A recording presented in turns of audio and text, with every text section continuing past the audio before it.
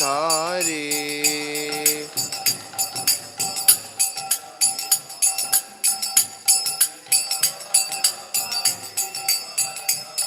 Yashodanandan Vraj जनरंजना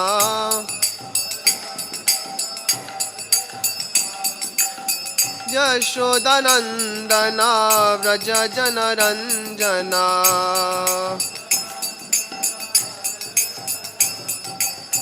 यशोदानंदना Vraj जनरंजना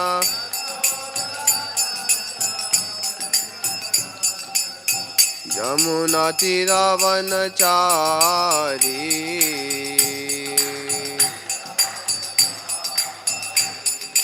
Yamuna तीरावनचारी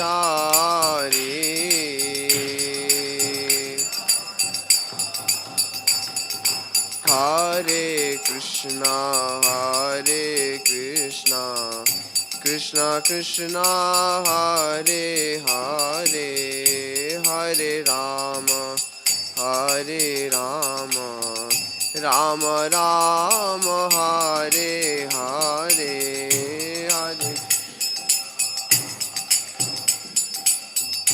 Krishna Krishna Hare Hare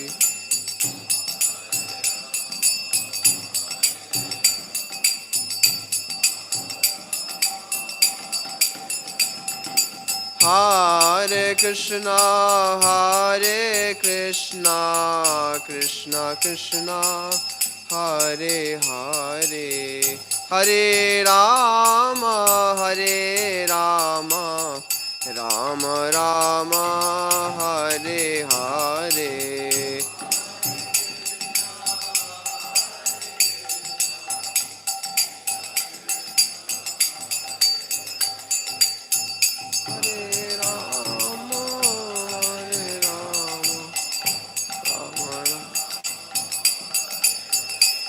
Hare Krishna Krishna Krishna Hare Hare Hare Ram Ram Ram Hare Hare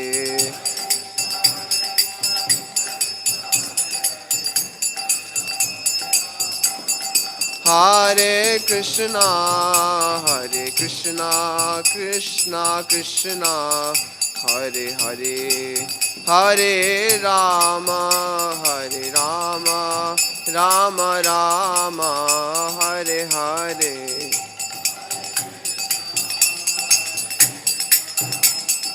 Krishna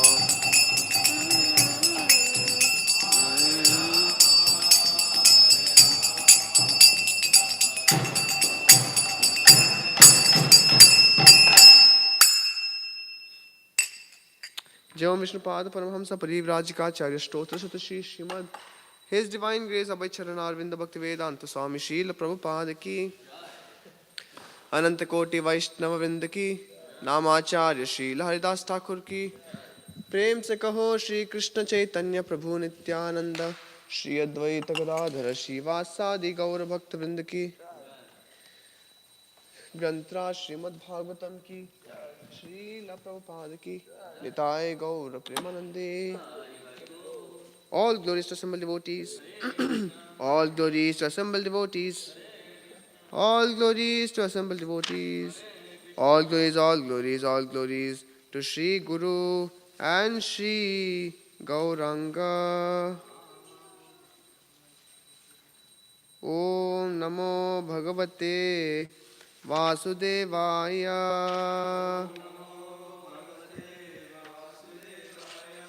Om Namo Bhagavate Vasudevaya. Om Namo Bhagavate Vasudevaya. Narayanam Namaskritya Naram Chaiva Narottamam Devim Saraswatim Vyasam Tato Jayamudiraye Nashtaprayesha Bhadreshu Nityam Bhagavata Sevaya Bhagavati Uttama Shloke Bhaktir Bhavati Naishtiki कृष्णाय वासुदेवाय देवकी नंदनाय च नंदगोपकुमाराय गोविंदाय नमो नमः. Hare Krishna. We are reading from Canto 3, Chapter 14, entitled Pregnancy of Diti in the Evening, verse number 26. Na yasya loke svajanah paro va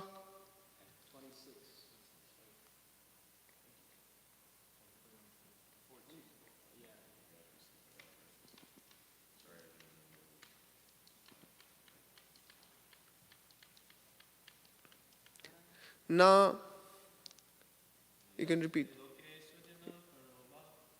Na yasya loke svajanah paro va नात्यादितो नोत कश्चिद् विगर्यः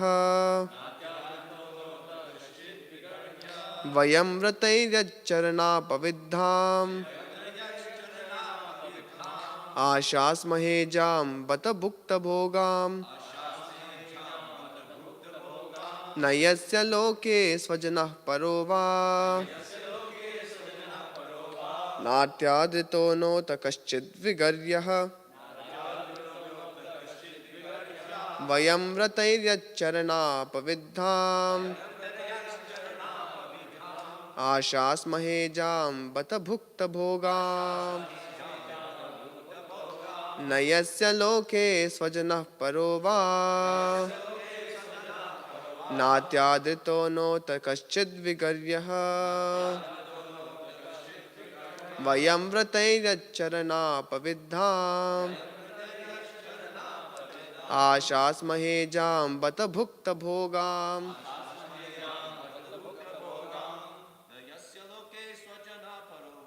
न यस्य लोके स्वजनः नात्यादितो नोत कश्चिद् विगर्यः वयं व्रतैर्यच्चरणापविद्धाम् आशास्महे जां बत भुक्तभोगाम्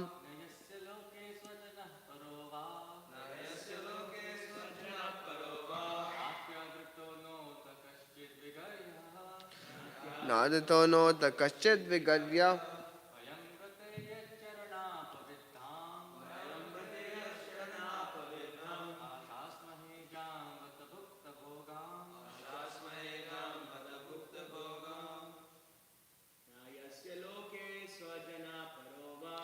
न यस्य लोके स्वजनः परो वा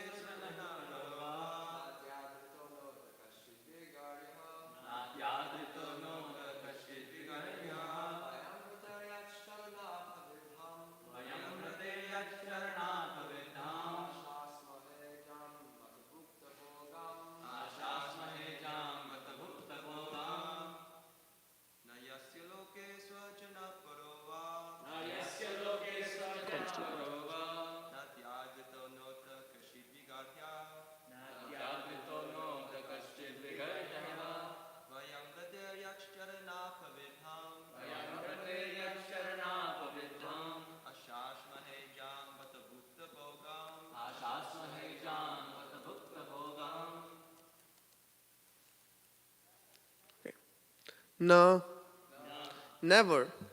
Yasya, of whom, loke, in the world, svajanaha, kinsman, paraha, unconnected, va, nor, na, neither, ati, greater, aditaha, favorable, na, not, uta, or, kaschit, anyone, vigaryaha, criminal, vayam, we, vrataihi, by vows, yat, whose, charana, feet, apavidham, rejected, ashas mahe, respectfully worship, ajam, mahaprasad, bata, certainly, bhukta bhogam, remnants of foodstuff.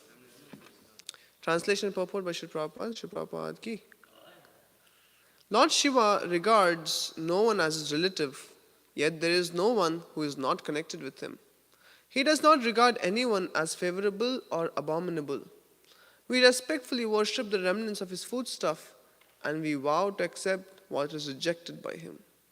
Purport: Kashyapa informed his wife that just because Lord Shiva happened to be his brother-in-law, that should not encourage her in her offense towards him. Kashyapa warned her that actually Lord Shiva is not connected with anyone, nor is anyone his enemy.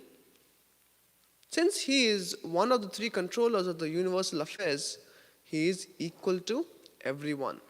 His greatness is comparable because he is a great devotee of the Supreme Personality of Godhead.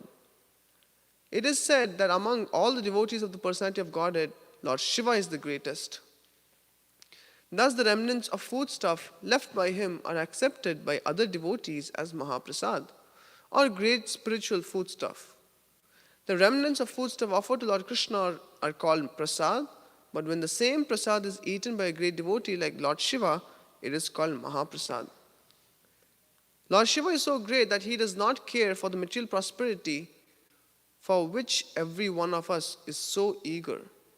Parvati, who is the powerful material nature personified, is under his full control as his wife, yet he does not use her even to build a residential house.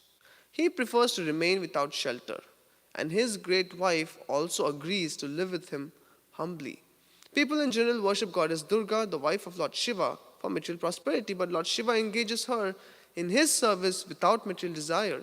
He simply advises his great wife that of all kinds of worship, the worship of Vishnu is the highest, and greater than that is the worship of a great devotee or anything in relation with Vishnu. Om Ajnanatimirandasya Jnananjanashalakaya Chakshurunmilitam Yena Tasmai Shri Gurave Namaha Shri Chaitanya Manobhishtam Stapitam Yena Bhutale Swayam Rupakadamayam Dadati Swapadantikam Vandeham Shri Guroho Shri Utapatikamalam Shri Gurun Vaishnavamscha Shri Rupam Sagrajatam Sagana Raghunatan Vitam Tam Sajivam Sadvaitam Savadutam Parijana Sahitam Krishna Chaitanya Devam Shri Radha Krishna Padan Sahagana Lalita Shri Vishakan Vitamscha Nama Om Vishnu Padaya Krishna Prishtaya Bhutale Srimate Bhakti Vedanta Swaminiti Namine Namaste Saraswate Deve Gauravani Pracharine Nirvishesha Shunyavadi Paschat Deshatarine Namo Mahavadanyaya Krishna Prema Pradayate Krishnaya Krishna Chaitanya Namne Gauratvishe Namaha He Krishna Karuna Sindhu Dina Bandho Jagatpate Gopesha Gopika Kantha Radha Kanta Namosute Tapta Kanchana Gaurangi Radhe Vrindavaneshwari Vrishabhanu Sute Devi Pranamami Hari Priye Vancha Kalpatarubhyascha Kripa Sindhubhya Evacha Patitanam Pavanebhyo Vaishnavebhyo Namo Namaha Jai Shri Krishna Chaitanya Prabhu Nityananda Shri Advaita Gadadhara Srivasadi Gaura Bhaktavrinda Hare Krishna Krishna Krishna Hare Hare Hare Rama Rama Rama Hare Hare.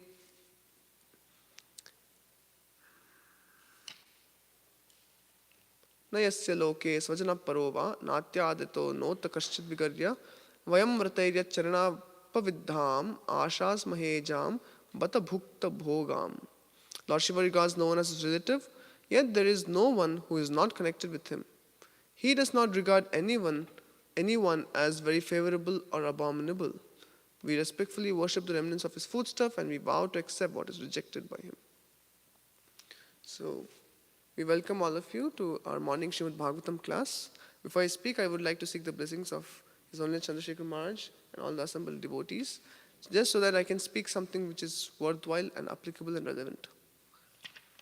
Of course, when I seeing the section of how Diti is approaching Kashyapa Muni at a wrong time period in the Sandhyakal, where actually, as Kashyapa Muni is explaining, Lord Shiva, along with his minions or his servants, they're roaming around just to attack those people, or you know, may haunt those people who actually do these things at some certain time periods. So it's not a very favorable moment. So one thing which struck as an important concept was restraint of senses. Actually, we have a workshop called as resisting temptations. That was one. But I felt if I speak on resisting temptations, then what Srila Prabhupada is speaking on Lord Shiva, then I won't do justice to the Srila Prabhupada's purport.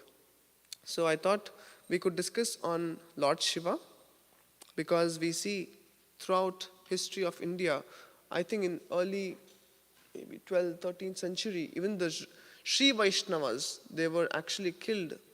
They were murdered by many of the Shaivite kings. So the feud or the quarrel between Vaishnavas and Shaivites have been a long one. Of course, just as Hindu-Muslim fight has also been going on for a long time. But these fights only happen between superficial Hindus and superficial Muslims, or in a similar manner, superficial Shaivites and superficial Vaishnavas.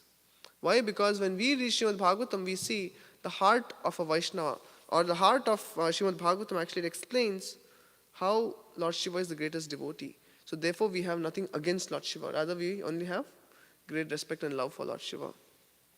Srimad Bhagavatam explains, Nim Naganamita Ganga Achyut Devanam Achyuto Yatha Vaishnavanam Yatha Shambho Purananam Idam Tata. So Srimad Bhagavatam is explaining, just as of all great rivers, Ganga is the topmost, is the best.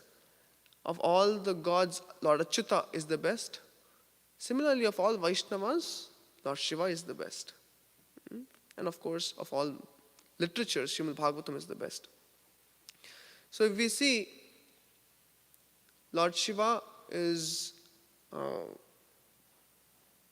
there are different, there are three types of Lord Shiva. If we have to start with. Jiv, can you give the cable? I just want to show you the verse. In actually Chaitanya Charitamrita, in Adi 6.79, Srila Prabhupada explains how there is one Shiva in Vaikuntha planet also. And we're going to see that.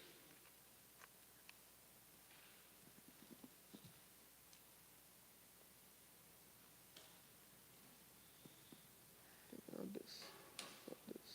Okay.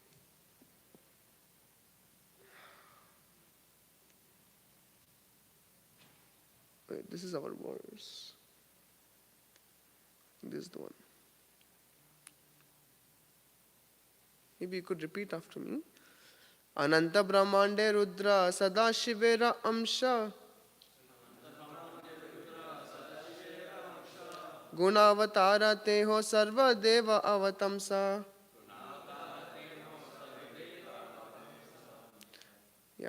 Rudra, who is an expansion of Sadashiva and who appears in unlimited universes, is also a Gunavatar, qualitative incarnation, and is the ornament of all the demigods in endless universes. So of course this comes in chapter of, I think, explaining about Advaita Acharya. So in Srila Prabhupada's purport, see many important points Srila Prabhupada makes. He first talks about the 11 expansions of Lord Shiva. This Lord Shiva, who has 11 Rudra expansions, is the Guna Avatara Shiva. That means he is the one who is in charge of mode of ignorance. So his 11 Rudras are Ajay Kapat, Ahibradna, Virupaksha, Raivata, Hara, Bahurupa, Devashreshtha, Triambaka, Savitra, Jayanta, Pinaki and Aparajita. These are all his Rudra expansions. And besides these expansions, there are also 8 forms of Rudra called as Earth, Water, Fire, Air, Ether, Sky. Fire, Air, Sky, the Sun, Moon, and Somayaji. And what is the description? All these Rudras have 5 faces, 3 eyes, and 10 arms.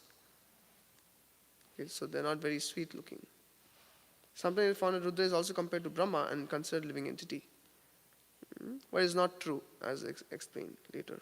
See, Lord Shiva is simultaneously an expansion of Lord Vishnu, and in his capacity for annihilating the creation, one of the living and in his capacity for annihilating creation, one of the living entities also.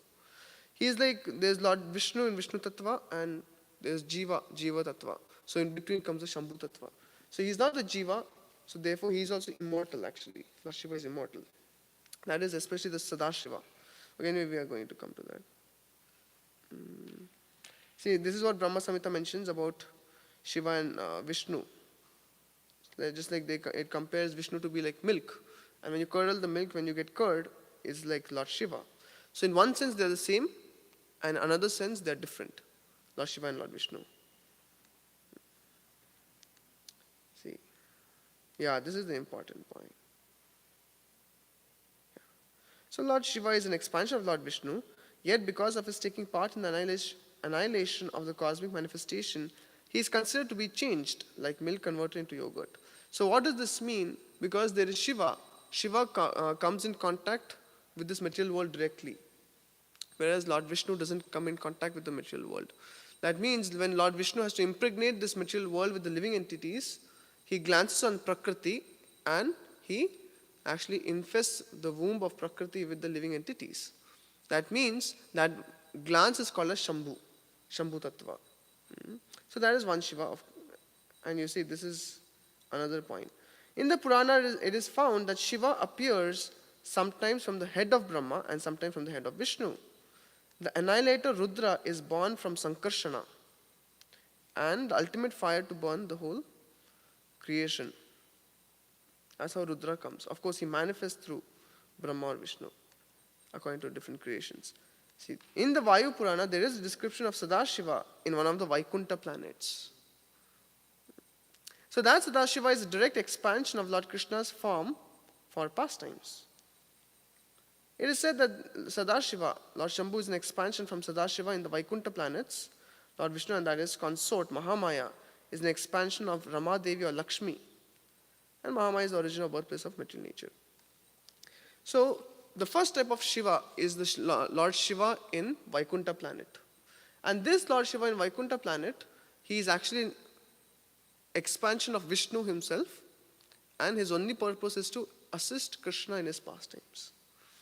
So I couldn't find the reference, but I've heard that Advaita Acharya was this aspect of Shiva, Lord Shiva in Vaikunta planet. But I cannot show you reference. So. Yes, he and Mahavishnu combined. But I read somewhere that he is the Sadashiva in the Vaikunta planet. Yeah. So he is Sadashiva in Vaikunta planet. So that Sadashiva, so some people can say, okay, if he is direct expansion of Vishnu, then let me worship Lord Shiva as the supreme. Isn't it? Because he's direct expansion of Lord Vishnu in the Vaikunta planet. But you see, that purpose of Lord Shiva in the Vaikunta planet is only to assist Krishna in his Leela, or Lord Vishnu, whatever Leelas happen in the spiritual world. Therefore, that Lord Shiva is not accessible to us. So generally, when people pray to Lord Shiva in this world, they are praying to Sadashiva. There's one more Sadashiva, the second type of Shiva, which is between the spiritual world and the material world. He has his Kailash Dham, Kailasha Mahesh Dham, where that Sadashiva, he is considered to be transcendental even to the modes. He is not affected by the modes, completely pure. So that is the second type of Sadashiva. So people who purely worship Lord Shiva can also go to this planet called as Mahesh Dham. And what is Lord Shiva doing in Mahesh Dham? He is taking all the servants, all the conditioned souls who have come there for Hainam Sankirtan. And he is telling them the glories of spiritual world so that they can go from there to spiritual world. So therefore, we see that is the second type of Sadashiva, and that Lord Shiva is also immortal. He doesn't die. And the third type of Shiva that comes is in the material world, who is born as Gunavatara. That means he is the control of mode of ignorance. So control of mode of ignorance means he is responsible for destruction, and he also produces these 11 Rudras. And of course, 8 more forms are mentioned also. So Lord Shiva is actually expanding into all of this just for the purpose of assisting Lord Vishnu in from the aspect of destruction of the universe. And as we see in many places also, I've noticed in prayers that it is mentioned even Lord Vishnu and Brahma can come under the modes, but you, Lord Vishnu, cannot come under the modes. Like that it is mentioned. That means Lord Shiva can also come under the mode. But which Shiva? That is Gunavatar Lord Shiva. Not the Sadashiva in Mahesh Dham, nor is it the Sadashiva of Vaikuntha planet. So these are the three categorization of Lord Shiva we see. So generally when people pray to Lord Shiva, it is usually the Rudra form, who is Gunavatara, or at max, even if someone is a pure worshipper, some people have access to Sadashiva of Mahesh Dham. But no one generally prays to Shiva of Vaikuntha. Because Shiva of Vaikuntha is, though he is Vishnu expansion, he is not present there as Purusha. He is actually present to assist the Purusha. Okay, having mentioned that, let me show you one more.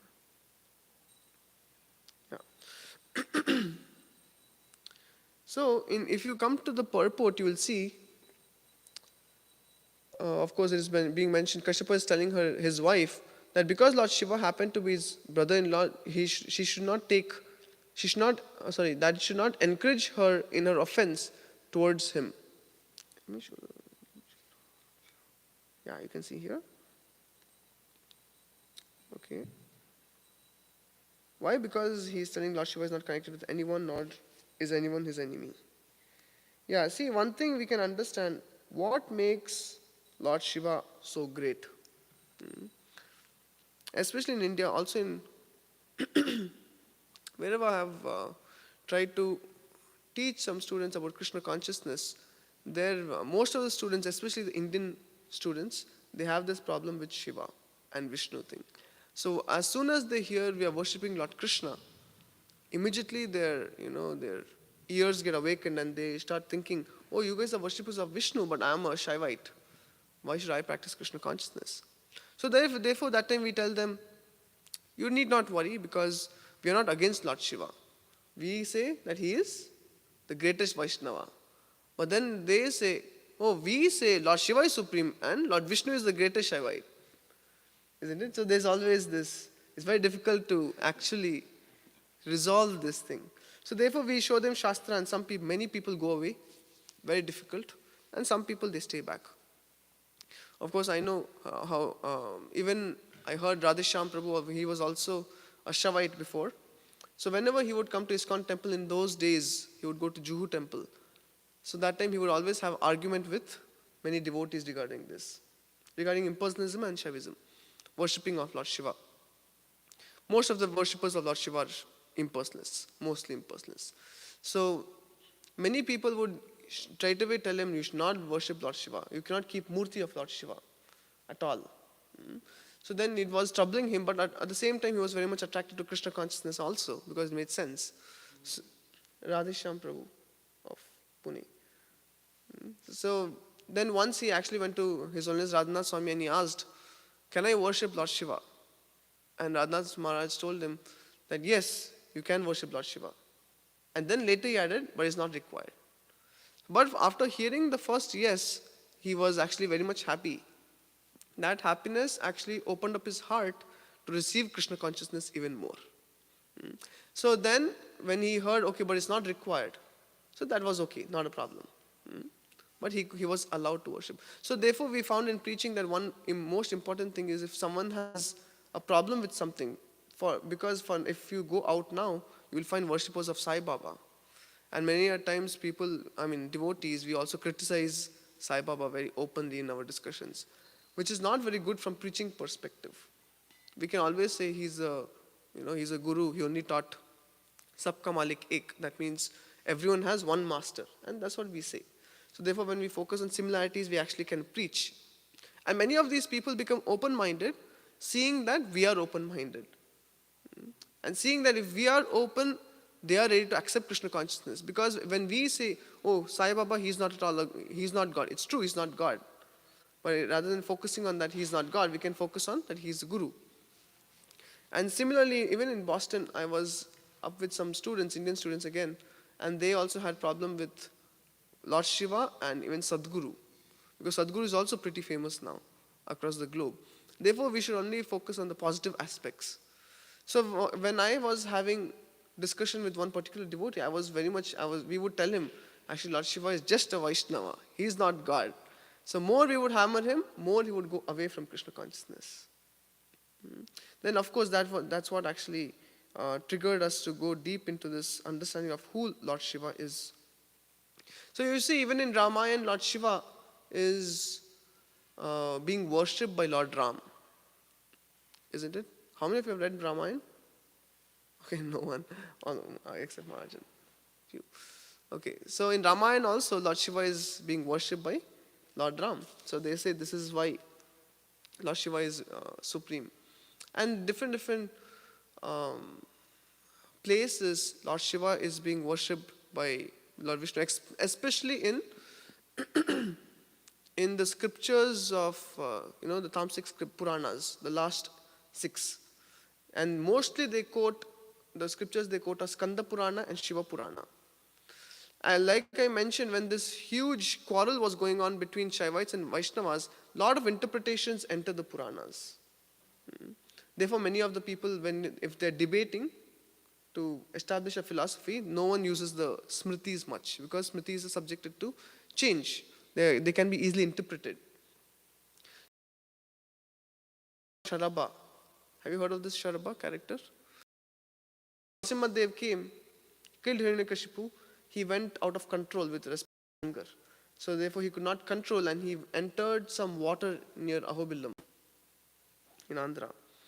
So now when he entered, he was so furious that no one could stop him, and he was continuously killing all the aquatic creatures or something.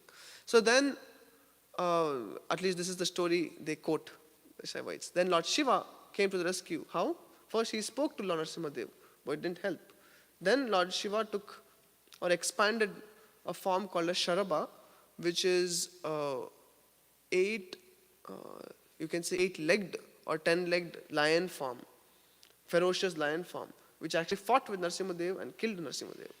That's what they say. So this is of course an interpretation added in the Shiva Purana. Many of the Puranas are available online also. You can easily refer. So when you refer to some of the Puranas, they have actually placed Lord Vishnu in a very low position and Lord Shiva in a very high position. We have no problem with Lord Shiva in a high position, but when we refer to Shiva Purana, it's very bewildering. Especially when how Tulsi came. Of course, we have a different story with Shankachuda. They have a story with Tulsi and Jalandhar, which is again very famous.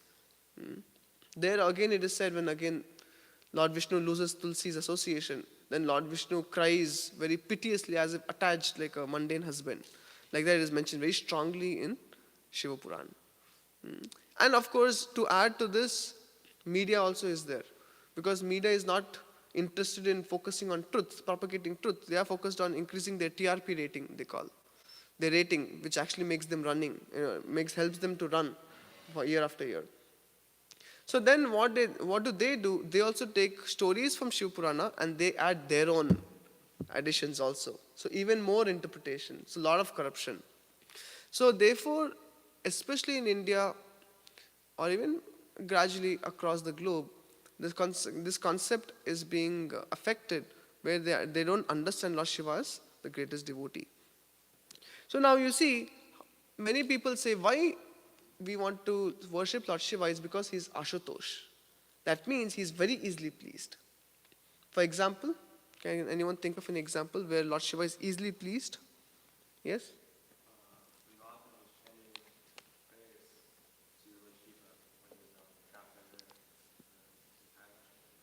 Yeah. Very true. Of course, yeah, when Ravana tried to lift Kailash, when Shiva was there, he wanted to show his prowess. But then Lord Shiva, with the might of one of his toe, he actually pushed down Kailash on the fingers of Ravana. And as a cry, he actually sang I think it's called Rudrashtakam. He actually sang it out, and Lord Shiva was easily pleased. And he I think, gave the name Ravana because of his cry out of pain. And so you see a good example for how Lord Shiva is easily pleased. But actually, Lord Shiva has two types of mercy. One mercy or kripa is towards sakapat, those people who are mischievous, example Ravana. And second type of mercy is towards those who are akapat or nishkapat, those who are sincere worshippers of Shiva. So now for people who are not sincere worshippers of Shiva, what does he do? He gives them what they want. He gives them whatever material benedictions they want, just so that they don't trouble him anymore. Because otherwise, you see, people who actually approach Lord Shiva sincerely, sincere seekers of truth, they actually, what does Lord Shiva do to them? He guides them towards Lord Vishnu. Can you think of any Bhagavatam example? Where? Yeah. Okay. I do remember hearing a story about maybe someone going to. Someone was told like what they were inquiring about the absolute truth, and they said, okay, we'll inquire from this person, and they kept going, and it went all the way up from Lord Brahma to Lord Shiva, and then Lord Shiva said, oh, I don't know, we should go and ask Lord Vishnu, and then immediately he got taken. I think it was like, how do I attain like the absolute truth or something like that, and eventually Shiva just brought him to Vishnu, so he actually attained the absolute truth just simply by inquiring. Okay. I'm not sure if that is bona fide, but I haven't heard of it in Bhagavatam.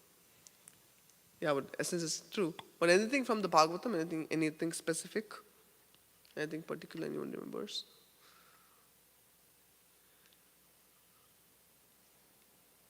Okay, if you see in 4th canto towards the end, Prachetas, who are the sons of King Prachinabari, when they go out for performing austerities to get the power to procreate, that was the time. That time was to fill up the population.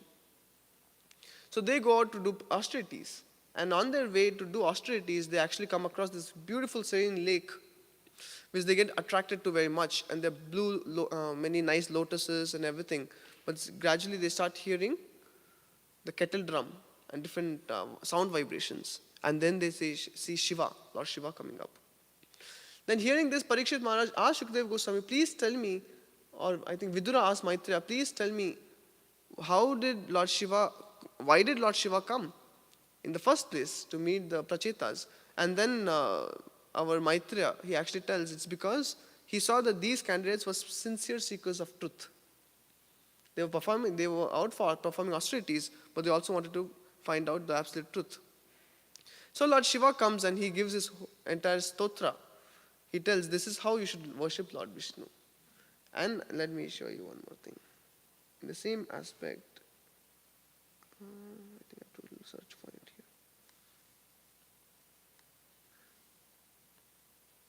Okay, you see, this is 4.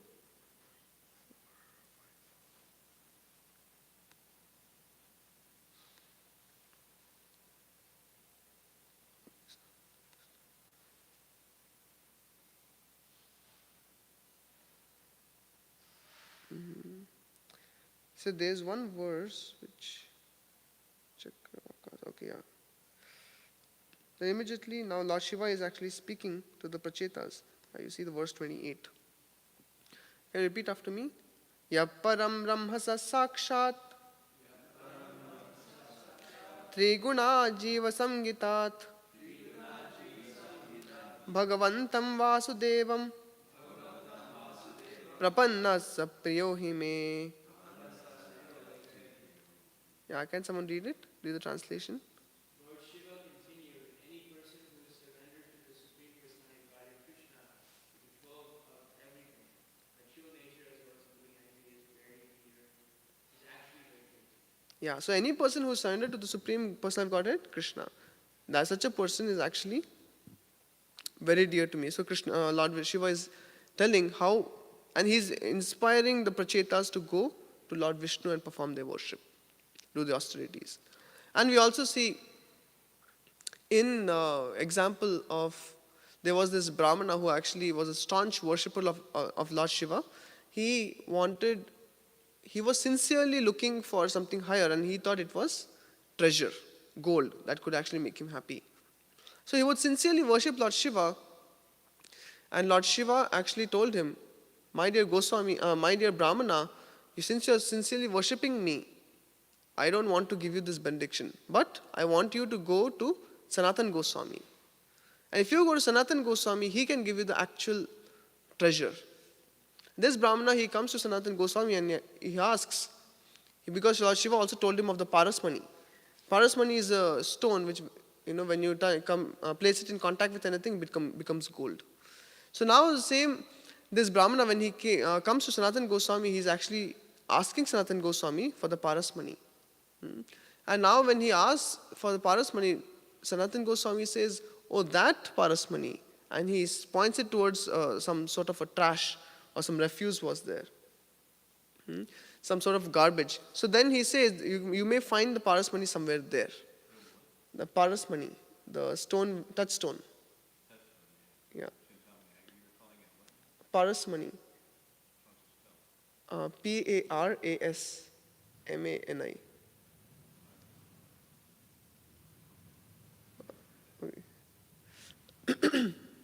So when Sanatana Goswami pointed out, so he goes and he looks it up in the trash and he gets the, say, Chintamani, the touchstone.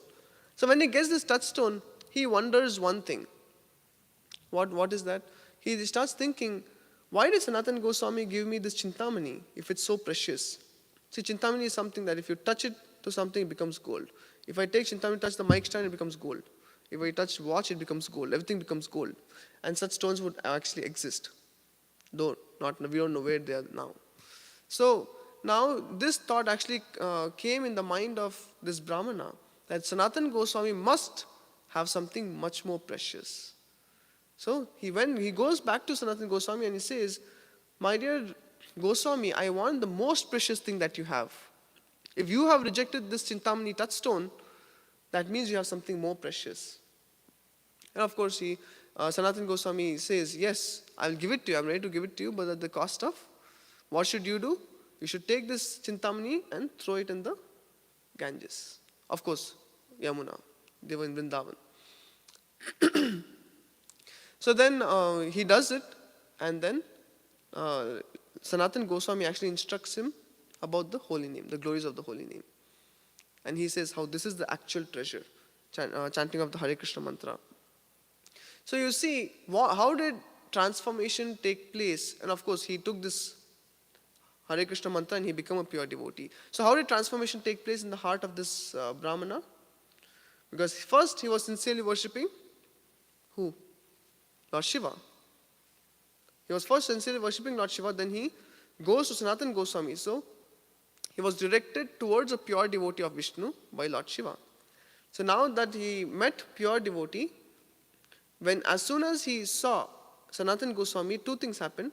One is he wanted the touchstone, but second, he also surrendered himself to Sanatana Goswami to get the touchstone. Right? So one, he wanted touchstone, and second, his heart became open to instruction of Sanatana Goswami. So at that platform, he had become a mixed devotee because his heart was open to a pure devotee of Vishnu. And then after that, though he gets this touchstone, he is still thinking, oh, this amazing personality, Sanatana Goswami, he has something much higher. And then he goes and asks him, what is that something higher you have? And then Sanatana Goswami tells him that, for that you have to give up Chintamani. Now he's obeying the orders of Sanatana Goswami, a pure devotee. So now in this way he's actually climbing the ladders. So now he's becoming more and more purified just by the association of Sanatana Goswami. And then later when he instructs about the holy name, he completely takes it up and he also becomes a pure devotee. So you're able to see how Lord Shiva, because he was first worshipping Lord Shiva very sincerely, finally he actually became a pure devotee because Lord Shiva directed him in the right direction. Similarly, we hear that a person who dies in a place like Varanasi, these are all many abodes of Lord Shiva. Such places, Lord Shiva personally comes and in the ears of such souls who die there, he actually recites the name of Lord Ram, just so that they can actually go back to spiritual world. On the contrary, you see Bhasmasura, Vrikasura. Bhasmasura was a very fierce worshipper of Lord Shiva. He was doing intense ghor tapasya, and actually Shiva was forced to give him some benediction. So then what happened? Then Lord Shiva asked him, what benediction you want? He said, if I place my hand on anyone's head, he should be burnt to ashes immediately. That is the benediction I want. And what did Lord Shiva do? He said, okay, tatastu, you take this benediction. So immediately, as soon as he got benediction, because the power was not in right hands, immediately he looked at the wife of Lord Shiva. When he saw the wife of Lord Shiva, now he said, I want your wife. And Shiva said, how can I do that? For that you have to first kill me. So he said, no problem. And he started chasing Lord Shiva to kill Lord Shiva to get Parvati. So now looking at this, Lord Vishnu comes as a Brahmana boy and he actually tries to save Lord Shiva. He tells Bhasmasura, you think really Lord Shiva's benedictions work? Many a times he's a crazy madman. He keeps dancing. So many times he's intoxicated. So much so that he says he has given benediction, but actually there's no benediction. So Bhasmasura is shocked. Really? Is this so? So how do I understand if I have really got the benediction? So then Lord Vishnu, as a Brahmana boy, he tells, why don't you take your hand and place it on your head and see if it works? And that's what he does. And he is burnt to ashes. So you see, Lord Vishnu had to come there for rescue. You compare the two. The Brahmana who approached Lord Shiva sincerely, who sincerely worshipped Lord Shiva without material. Of course, he wanted treasure, but he had sincerity in his heart. Lord Shiva directed him towards pure devotee. But person like Ravana or Bhasmasura, they also approached Shiva, but they were mischievous at heart. They didn't worship Lord Shiva out of love. They worshipped Lord Shiva out of mischievousness. They wanted something from Shiva, but they were not surrendered to Shiva. Therefore, we understand how Lord Shiva is the greatest Vaishnava. So therefore, Lord Shiva doesn't want to disturb Lord Vishnu. Just like sometimes some homeless bum comes, at our door. We don't allow him inside. We give him prasadam and we push him off. Why don't we introduce him to our Tuesday program? Isn't it? Why? Because we don't want to trouble. We don't want to trouble the other devotees. We don't want headache going to the management. We know they are not completely surrendered. They don't really want Krishna consciousness. They just want some prasadam or some place to stay. That's all. Or use the bathroom. So we tell, you take a plate of prasadam and push off. Whereas for others who come, we actually invite them to our Tuesday program. Similarly, Lord Shiva doesn't want to disturb Lord Vishnu with all these Bhasmasura and Ravana.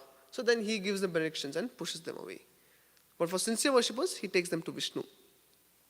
And if you go ahead in the purport, you will see. This is the purport. Okay, changed it.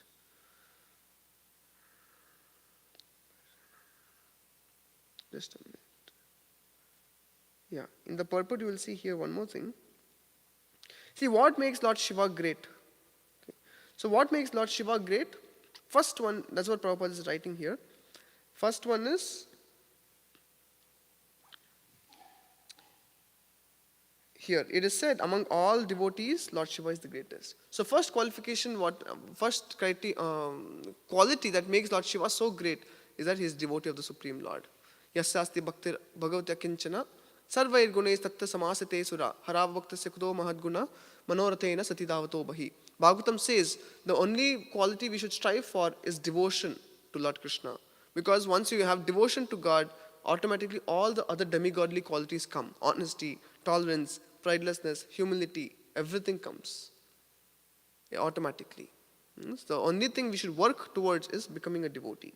So first qualification of Lord Shiva is that he is a devotee of Supreme Lord. Therefore, whatever he takes is also his Mahaprasad, like that Prabhupada writes. And we also talked about why is he great? Because all people who come to him, he directs them towards Lord Vishnu. And you see, the second qualification of Lord Shiva, Shiva is so great that he actually does not care for material prosperity. People in this world actually go crazy for material prosperity. They go crazy to get a posh car, to get a beautiful wife, to get a huge mansion, to get a lot of money, have billions of dollars in the bank account, isn't it? But Lord Shiva has all this Maya personified as his wife. See, when Dakshayani, the daughter of King Daksha, as Sati, the first former wife of Lord Shiva, she was actually killed, not killed, of course, she self-immolated her in the Daksha Yajna because she could not bear the insults to Lord Shiva.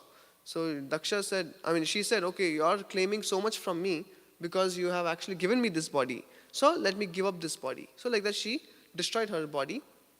Then, of course, Lord Shiva came and he killed Daksha in the form of Veerbhadra. And then what happens?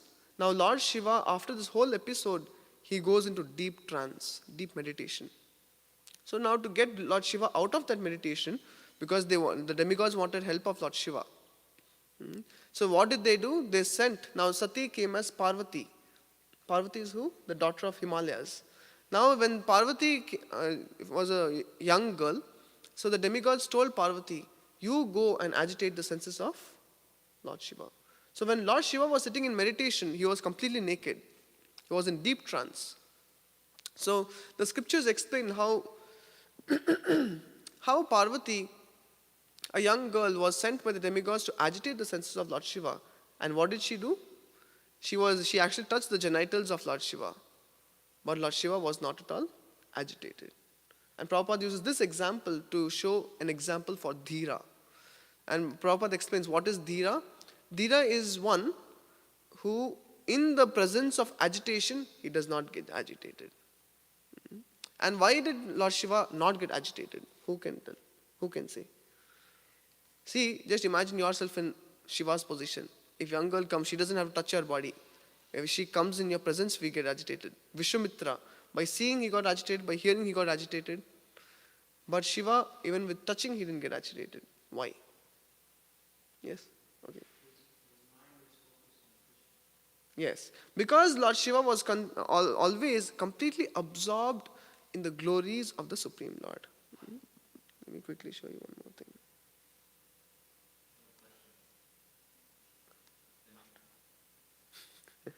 Later, just a few minutes more.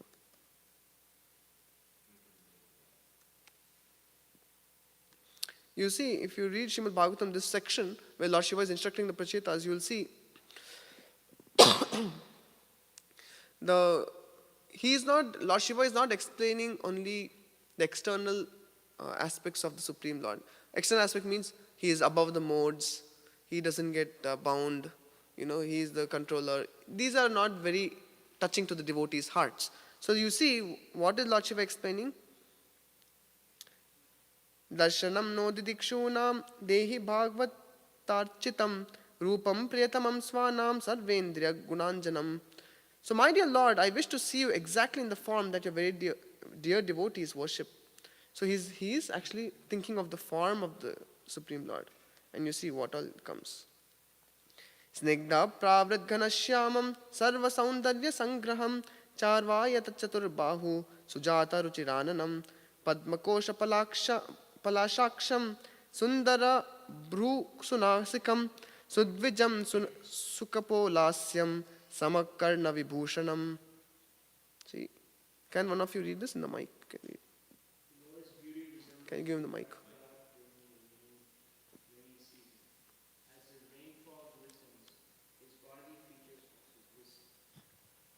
Indeed, he is the sum total of all beauty. The Lord has 4 arms and an exquisitely beautiful face with eyes like lotus petals, a beautiful, highly raised nose, a mind-attracting smile, a beautiful forehead, and equally beautiful and fully decorated ears. Yeah. So you see, from here till I think at least next 10 to 15 verses are like that, just explaining the beauty of the form of the Supreme Lord. See, he is super excellent, beautiful on account of his open and merciful smile. So everything, he goes from face, whole body he explains. See, now he's explaining his black hair is curly and his garments, waving in the wind, appear like flying saffron pollen from lotus flowers, his glittering earrings, shining helmet, bangles. So basically, he is in love with the form of the Supreme Lord. You able to see that? So that means, you see, why is he in deep trance? Because his mind, how is he in deep trance and not agitated by his sense gratification? Because his mind is completely absorbed on the beauty of the Lord. Different aspects of the Lord. He's completely meditating. And whenever you read the prayers, you can understand the heart of the devotee also. So therefore, he is not getting controlled by his wife, and that's what Prabhupada writes. Rather, he is putting Maya under his control. And though everyone gets tricked by Maya and everyone wants to serve Maya, what does Lord Shiva do? He engages Maya in a higher service. And what is that service? he keeps speaking Srimad Bhagavatam to Parvati. He keeps explaining the glories of the Supreme Lord to Parvati. He keeps explaining, he keeps telling the glories of his Supreme Lord. So like this, he's actually only conversing about Supreme Person of Godhead with his wife. In this way, his mind is completely absorbed in the Supreme Lord. And similarly, of course, all this is takeaways for us. So these are things what made Shiva great. So similarly, how can we be a great devotee? By working on our devotion to Krishna. Second, by resisting temptations. How can you resist temptations when the mind is absorbed in the Supreme Lord? Actually, absorption gives taste. See, the materialists, their work has no taste. But once they're absorbed, they can go for 12 hours working in the IT company, you see. They keep coding and you don't know how time goes by. Why? Because absorption gives taste. So therefore, absorption gives taste. And in the morning, we were just reading from Sasut Maharaj Japari from notebook. He says attention means devotion. So when we are chanting Hare Krishna, if we are not, our mind is not attentive to the hearing of the holy name, then actually, it's we cannot claim ourselves that we are very much devotional because I give so much time to chanting. But we can chant and see mobile phone also. That's not, so therefore Maharaj writes in the book, attention means devotion. And he says, how attention? Attention to every word of the holy name. Why? Because attention leads to absorption. And absorption leads to taste. And that's why Lord Shiva was not affected by sense gratification. Or he was not, he could remain a dhira. And towards the end, he's saying how husband wife should deal with one another. Husband should be detached, not henpecked husband. If husband is detached by his dedication to Guru and Krishna, then wife, children, the whole family follows the husband. And it will be an uplifting family. Otherwise, husband is after wife and wife is after children. It's the other way, going away from Krishna. So therefore, these are some of the lessons we can take from Lord Shiva and understand how he is the greatest devotee. Do you have any questions or comments? Hare Krishna. So, we're hearing how Lord Shiva is, in the case of that story of Parvati, where did that come from? I've heard that too. When you're talking about how Parvati came and even touched his genitals and tried to disturb him, and he was dhira, this example Prabhupada gives. Where did you hear I that? heard this from Prabhupada. Just I in a don't lecture or remember exact something? literature. Specific scripture you don't remember? Okay. And then, but also in the, there's other few like instances like when Cupid comes and disturbs Shiva. So what's happening there? If I remember correctly, he doesn't necessarily get sexually disturbed, but he gets angry that Cupid's disturbing him, and then that's when he burns him alive, and he has to get a new body. He actually gets angry that Cupid is disturbing his meditation. But not that he's getting sexually disturbed, right? No. Cupid tried, but it didn't work. But the only time it worked was Mohini Morti. Yes. But then that's not really. That was just to glorify That's a different Lord thing. Vishnu. Yeah. Also. And then there's the example of Narayan, who is an avatar of Vishnu, that when Indra sends all the different people to try to bewilder them, he just laughs and sends even more beautiful women after them. I think that's a difference where he doesn't get necessarily angry at it. I think I recently read something like that, comparing Lord Shiva got angry, but Lord Vishnu, he didn't even get angry. Yeah, of course. That. So when we are doing this comparison, we are talking of Lord Shiva as one of the Guna Avatar Shiva, or even the Rudra forms. But when you actually, if you see the Sadashiva, either of the Sadashiva, they are completely transcendental. They're more closer to Vishnu Tattva. One is actually an expansion of Vishnu in the Vaikuntha, but the other one is very close. Mind blowing. Any other question? All right, Marge. Story about Brigu and the sages wondering who is highest, Shiva or Vishnu or Brahma.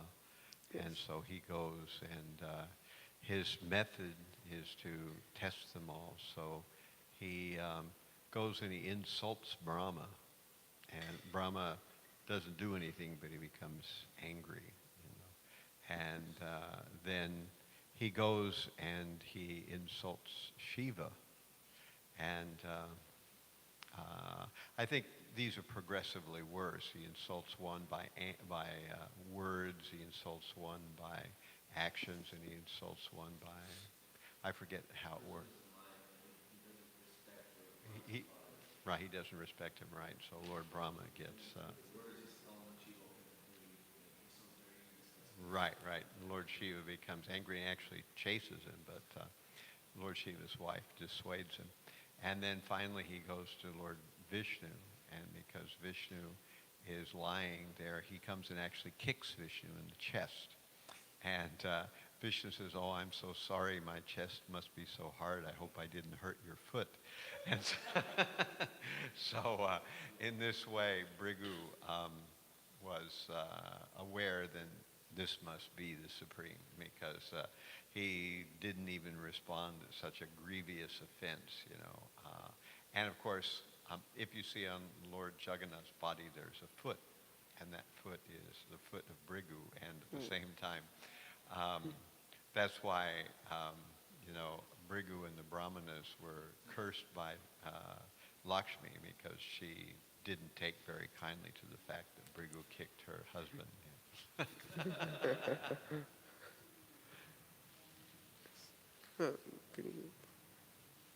Can you give?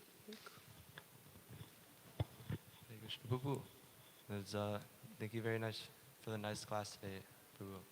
I was thinking actually, speaking about Lord Shiva as bringing people to close to Krishna, that was actually making me reflect a little bit on how I joined Krishna consciousness. Because I was really into Sadhguru. I might have said this before. I was really into Sadhguru. And actually, he's talking about mantras. Because Sadhguru is kind of a Shaivite. So he was talking about chanting Om Namo Shivaya Namaha. So I was sharing that for like a few months or so over like the summer before college. And after that, I went to my dorm. My roommate, one of my friends from high school, I found out he's a Sri Vaishnav. And I was talking to him about mantras, about the idea of faith. And he taught me Om Namo Narayanaya Namaha. And I actually had some Rudraksha because I was chanting that every morning, one round of Om Namo Narayanaya Namaha. Because it's like, wow, I'm trying to be a Shaivite over here, but this Sri, Vaishnav mantra, this Vishnu mantra is like making me high. Like, what's happening here? So I started chanting. I got more faith in Narayan. So I was chanting that mantra. And then after that, shortly after that, maybe like a few weeks later, I met Parameshwar Prabhu. And then I started chanting Hare Krishna. So I think that was like a progression of like mantras. That was very interesting. Okay, thank you.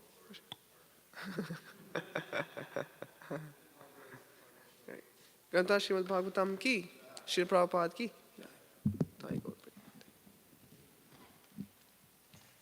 His Grace Arjuna Nanda Prabhu ki.